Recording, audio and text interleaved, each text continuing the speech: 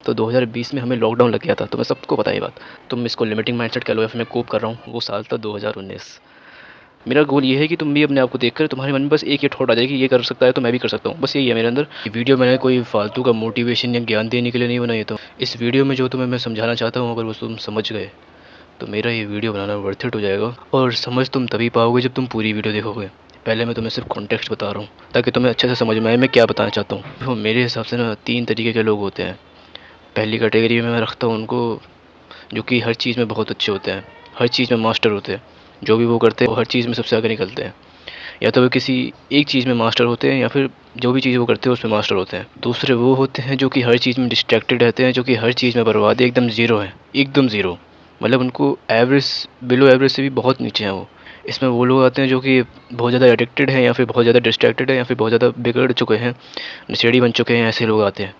तीसरे वो लोग जिनके लिए मैंने वीडियो बनाई है, जो कि जिनको हम मीडियोकर कहते हैं, जो कि जो भी करते हैं वो एवरेज उसी में रह जाते हैं और ज़्यादा वो एक्सप्लोर करते नहीं हैं। किसी भी रीज़न की वजह से, आलस हो, कोई भी।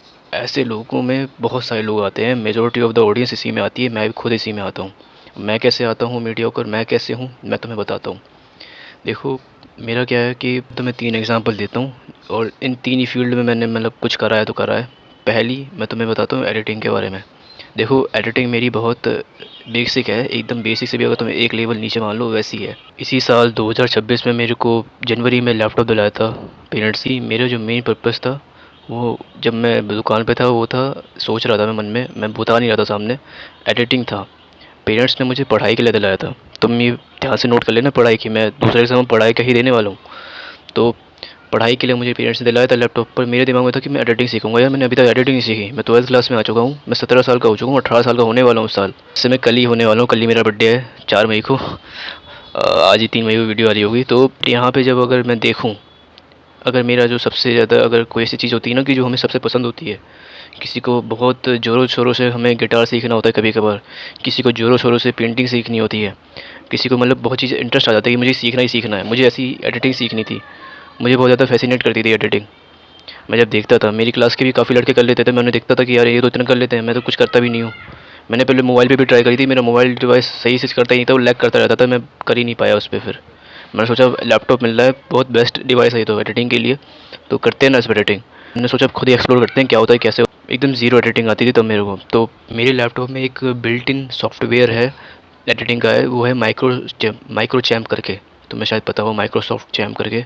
तुम्हारे लैपटॉप में, अगर तुम लैपटॉप है शायद तुम्हारे में हो, मुझे नहीं पता सब में होता है कि नहीं होता, पर मेरे में था। तो काफ़ी मतलब ईजी है मेरे लिए वो। अभी की ईजी है, मैं ट्रिम वगैरह सही कर लेता हूँ, वीडियो कट कर लेता हूँ जो बोरिंग पार्ट होते हैं। उसमें बताया क्या हुआ कि मुझे ट्रिमिंग समझ में भी नहीं आ रही थी कि ट्रिम कैसे करूँ, वीडियो काटूँ कैसे बीच के पार्ट। मुझे स्प्लिट करना नहीं आ रहा था। मैंने फिर यूट्यूब पे देखा। यूट्यूब पे देखने में भी मैंने एक दिन लगा दिया, क्योंकि मुझे प्रोक्रेस्टिनेशन तब भी थी मेरे अंदर। सोचो जिस जो चीज़ मुझे सीखनी है, बहुत ज़ोरों शोरों से सीखने का मन है, उसमें भी मैं प्रोक्रेस्टिनेशन कर रहा हूँ। तो ऑब्वियसली बात है मैं एवरेज ही रहूँगा। थोड़ी बहुत सीखी एडिटिंग, उसमें भी टाइम लग गया। उस टाइम बोर्ड्स चल रहे थे और मैंने क्या था, मेरे को यूट्यूब चैनल खोलना था और मैंने खोला भी था यूट्यूब चैनल।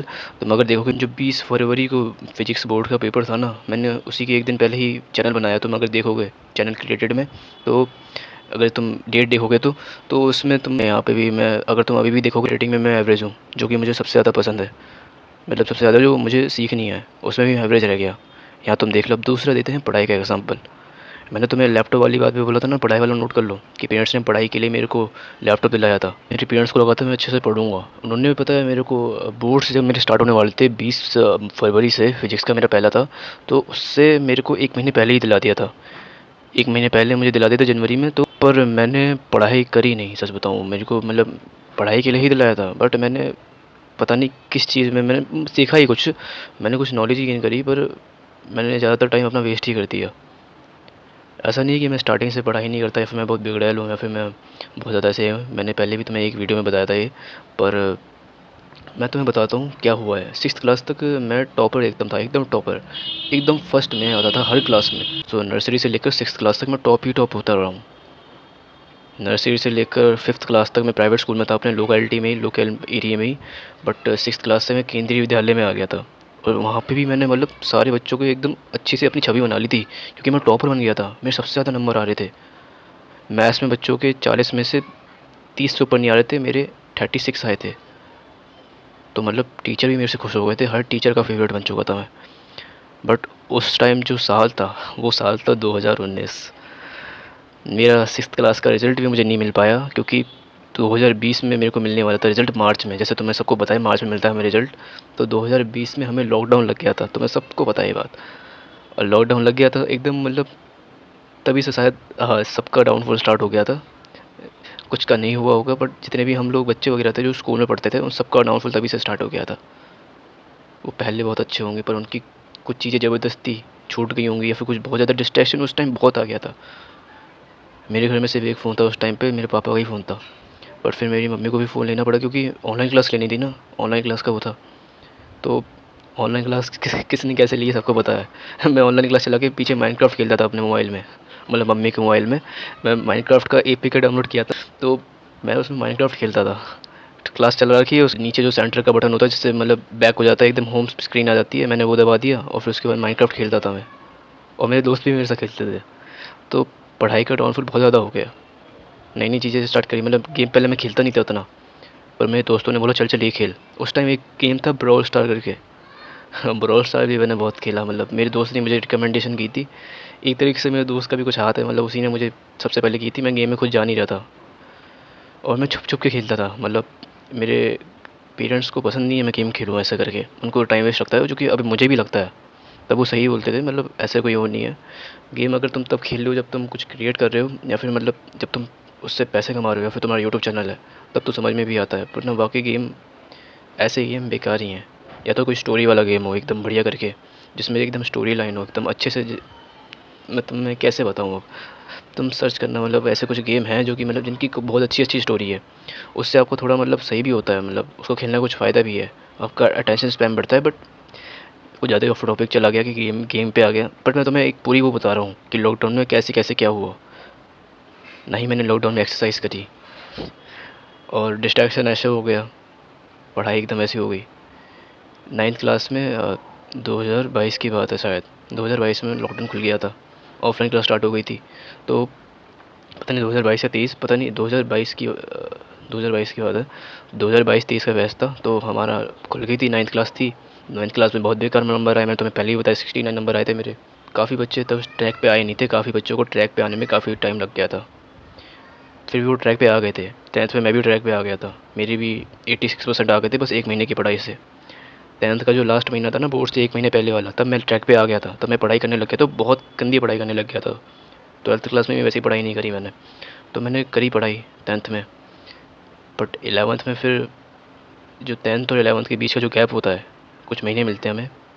जून से हमारा स्टार्ट होता है और मार्च में हमारे ख़त्म हो जाते हैं वो पेपर। तो वो जो 2 महीने मुझे मिले, मैंने उसमें दबा के जिम करा, और सिर्फ जिम ही करा, मैंने कुछ पढ़ा नहीं। मैंने सोचा जब क्लास खुलेगी तो कर लेंगे, बाकी तुम्हें पता है वो गलती थी मेरी। मैंने एक वीडियो भी बनाई है उसके लिए, देख सकते हो, मैंने लगा दूंगा उसका थंबनेल, तो यहाँ पे वो वीडियो होगी। और कार्ड भी शायद वो शो हो जाए वो आई बटन करके, पर ठीक है यहाँ पे ऐसा हो गया। अब ये पूरी स्टोरी है जिससे मैं एवरेज रह गया। 11th-12th में बिल्कुल नहीं पढ़ा, बिल्कुल भी नहीं। मैंने जो तुम्हें अपना जेईई मेंस का वो बताया था ना वो रिजल्ट करके, तो तुम्हें पता होगा कि मैं 11th-12th में मैं पढ़ा नहीं हूँ। जेईई मेंस में मैं ऐसे तुक्के मार के दिया था, और बोर्ड्स में मैंने ऐसे वैसे दे दिए थे 12th क्लास के। 11th और 12th में फ़ेल होने का डर था, मतलब 11th में फ़ेल होने का डर था। 12th अभी मुझे पता नहीं है बोर्ड का रिजल्ट कैसा आएगा, पर 11th में फ़ेल होने का डर था। तो मैं बस उतना ही पढ़ता था कि जितना मैं बॉर्डर लाइन पे पास हो जाऊँ, और मैं सिर्फ बॉर्डर लाइन पे पास ही होता रहा। मेरा ग्रेड बहुत बेकार आए थे, 9th क्लास से ही बेकार आए थे मेरे 11th में परसेंटेज। और इसलिए आए थे क्योंकि मैं पढ़ा नहीं था, इसलिए नहीं कि मैं पढ़ा था, बहुत मेहनत करी थी और फिर नहीं आया। नहीं नहीं, मैं पढ़ा नहीं था। यहाँ पे मैं एवरेज रह गया, ठीक है, मेरे काइंड ऑफ तुम बिलो एवरेज ही कह लो पढ़ाई में, कि बस मैं पास ही होता था, सिर्फ पास। ना ही टॉप करता था ना कुछ, सिर्फ पास होता था बॉर्डर लाइन पे, वो भी। तो यहाँ दूसरा एग्जांपल मैंने दे दिया पढ़ाई का। तीसरा एग्जांपल देता हूँ स्पोर्ट्स का। ये तो मैं सुन के शायद थोड़ा मज़ा आए। तो हुआ क्या कि मेरा स्कूल है केंद्रीय विद्यालय, और हमारे स्कूल में क्या होता है ना कि अगर तुम अच्छा खेलते हो किसी भी स्पोर्ट्स में, जैसे कुछ मेजर स्पोर्ट्स भी हैं, जैसे वॉलीबॉल हो गया, बास्केटबॉल हो गया, फुटबॉल, या फिर ऐसी हॉकी वगैरह हो गया, तो अगर तुम इसमें अच्छा खेलते हो तो तुम नेशनल तक भी जा सकते हो। और मेरा भी ये ड्रीम था कि कोई ना कोई स्पोर्ट्स हो, कोई सा भी स्पोर्ट्स हो, सारे स्पोर्ट्स खेलने में मुझे मज़ा आता था। ऑब्वियस सी बात है, तो मुझे था कि मैं नेशनल जाऊँ स्कूल की तरफ से। काफ़ी मतलब बढ़िया लगता। यहाँ पे नेशनल तो छोड़ो, मैं रीजनल भी नहीं जा पाया। अब क्यों नहीं जा पाया? क्योंकि मैं स्पोर्ट्स में भी एवरेज रह गया। स्पोर्ट्स में एवरेज कैसे रह गया? देखो, जब मैं 6th में इस स्कूल में आया था केंद्रीय विद्यालय में, तो हमारा 6th से लेकर अभी 12th तक जो चला है, 12th में 10th में तो हुए ही नहीं गेम्स के पीरियड ज़्यादा। तब अरेंजमेंट लगवा देते थे कि पढ़ाई करो पढ़ाई करो, उसमें भी मैं एवरेज। तो 7th और 8th में तो लॉकडाउन लगा हुआ था। 6th 9th और 10th में ज़्यादा हुए ही नहीं, 11th और 12th में भी ज़्यादा नहीं हुए। 3 साल में सिर्फ 2 पीरियड लगे, हर हफ्ते सिर्फ 2 पीरियड। उसमें कौन क्या प्रैक्टिस कर लेगा? और ऐसा होता था कि मतलब अगर तुम्हें प्रैक्टिस करनी है तो तुम आ सकते हो, बट फिर पढ़ाई को इफ़ेक्ट हो जाता। मैं वैसे भी नहीं पढ़ता था, मैं वैसे भी मतलब एवरेज था। अगर ऐसे मैं करता, स्पोर्ट्स में ज़्यादा ध्यान देता, तो मैं फ़ेल हो जाता। तुम इसको लिमिटिंग माइंडसेट कह लो या फिर मैं कोप कर रहा हूँ, मैं जानता हूँ मैं अंदर से ऐसे कर रहा हूँ, बहाना दे रहा हूँ खुद को। मैं कर सकता था। घर में कौन खेल लेगा ऐसे आउटडोर गेम? और बाहर मैं जॉगिंग करने भी नहीं आ सकता सुबह सुबह, क्योंकि सुबह सुबह कुत्ते भौंकने लग जाते हैं यहाँ पर। यहाँ पे आसपास कोई पार्क भी नहीं है, ना ही यहाँ पे ढंग का कोई पार्क है, ना ही आसपास बहुत दूर जाके कोई है एक स्पोर्ट कॉम्प्लेक्स करके, यमुना स्पोर्ट कॉम्प्लेक्स है वो। तो बहुत दूर है वो मेरे घर से। कैसे जा पाऊँगा? नहीं जा पाऊँगा भाई। मेरा स्कूल भी इवनिंग शिफ्ट का था, तो यहाँ पे भी मैं एवरेज रह गया। यहाँ पे मैंने तुम्हें पूरा बता दिया कि मैं कैसे एवरेज हूँ, कैसे मीडियोकर हूँ। बट अब करना क्या है? क्या करें अब? जैसे हम अपनी मीडियोकर लाइफ हर चीज़ में एवरेज है, जिससे हम इससे इम्प्रूव हो पाएँ। तो देखो, मैं तुम्हारा हाथ पकड़ के तो तुम्हें इम्प्रूव करवा नहीं सकता। ज्ञान बहुत सारा है यूट्यूब पर, बहुत सारा ज्ञान है, बहुत सारी टिप्स हैं, हज़ारों टिप्स हैं जिससे तुम अपने आप को इम्प्रूव कर सकते हो। पर जब तुम ऐसा ज्ञान देखते हो, ऐसे टिप्स देखते हो, तो तुम्हारे मन में आता है कि ये बंदा तो ऑलरेडी सक्सेसफुल है। अगर ये तब वीडियो बनाता जब ये लोएस्ट फेज़ में था एक तरीके से, तब मज़ा आता था। मतलब तब हम भी देखते कि हाँ, एक बंदा जो हमारी तरह है वो अपने आप को इम्प्रूव कर रहा है। मैं भी यही करने वाला हूँ। मैं ऐसे डे 1 डे 2 करके एक सेल्फ इम्प्रूवमेंट की सीरीज़ डालूँगा। तो उसमें क्या होगा, मैं रोज़ खुद को कल से ज़्यादा इम्प्रूव करने की कोशिश करूँगा। मेरा यही रहेगा, मैं बिल्कुल भी टाइम वेस्ट नहीं करूँगा। जो मेजर पार्ट है अपना, वो इस शॉर्ट में डाला करूँगा। मैं शॉर्ट बनाया करूँगा। और जैसे तुमने देखा होगा, अंकित बनियापुरी और साकेत गोखले जैसे बनाते थे। यहाँ पर डिफरेंस मेरा उनसे ये है कि अंकित बनियापुरी और साकेत गोखले ऑलरेडी बहुत ज़्यादा डिसिप्लिन थे। ऑलरेडी उनकी, तुमने देखा होगा, बॉडी अच्छी थी डे 1 से ही।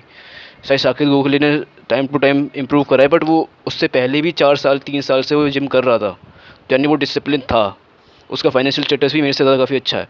तो वो बात नहीं है, उसका कोई वो लिमिटिंग माइंडसेट नहीं है मेरे दिमाग में कि फाइनेंशियल क्या है कैसा है। जितना अभी है हमारा, जितना अभी मेरा है, उस हिसाब से मैं बेस्ट करने की कोशिश करूँगा। मेरे को ये बात पता है कि या तो तुम मेरे लेवल पे होगे, मिनिमम में तुम मेरे लेवल पे होगे, क्योंकि मेरा लेवल मिनिमम है, मेरा एकदम डाउन है।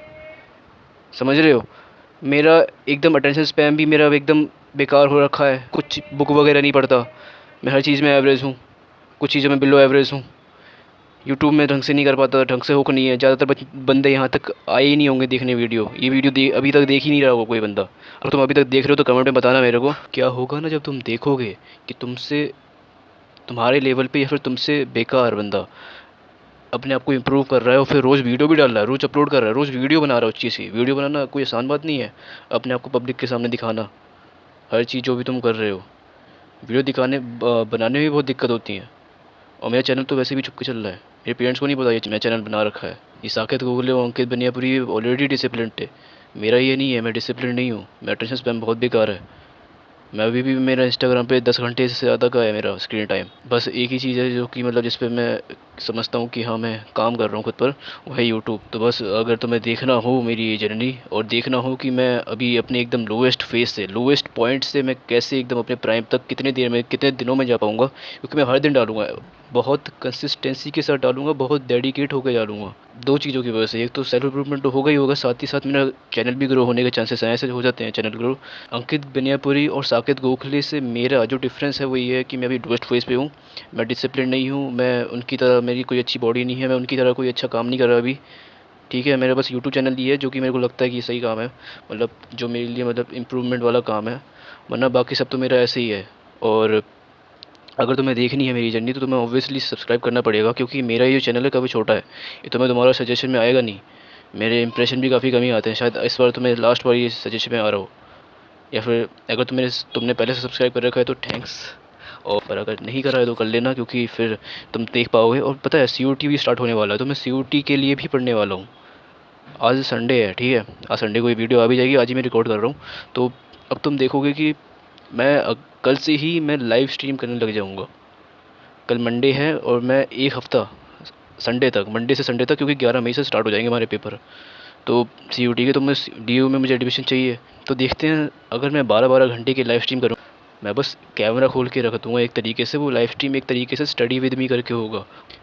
सो ये लाइव स्ट्रीम होगी और 12 घंटे चलेगी। शायद पहले दिन में कुछ गड़बड़ हो जाए, क्योंकि मतलब मैं पहली बार लाइव स्ट्रीम करने वाला हूँ।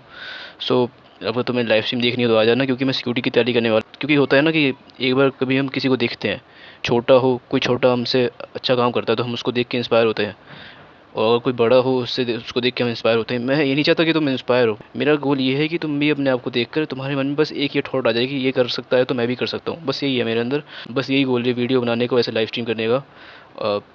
चैनल ग्रो करना है वो तो अलग बात है, वो तो हर यूट्यूबर को करना है। पर मेरा एकदम वो चीज़ कर रहा हूँ जो ज़्यादा यूट्यूबर नहीं करते। वो पहले खुद कुछ कर लेते हैं, मैं कुछ करा नहीं है अभी, एकदम ज़ीरो से तुम्हें दिखा रहा हूँ ताकि तुम रिलेट करो। मेरी ये जो चीज़ होगी ये सबसे ज़्यादा रिलेटेबल होगी। फिर मिलते हैं कल वीडियो में और लाइव स्ट्रीम में।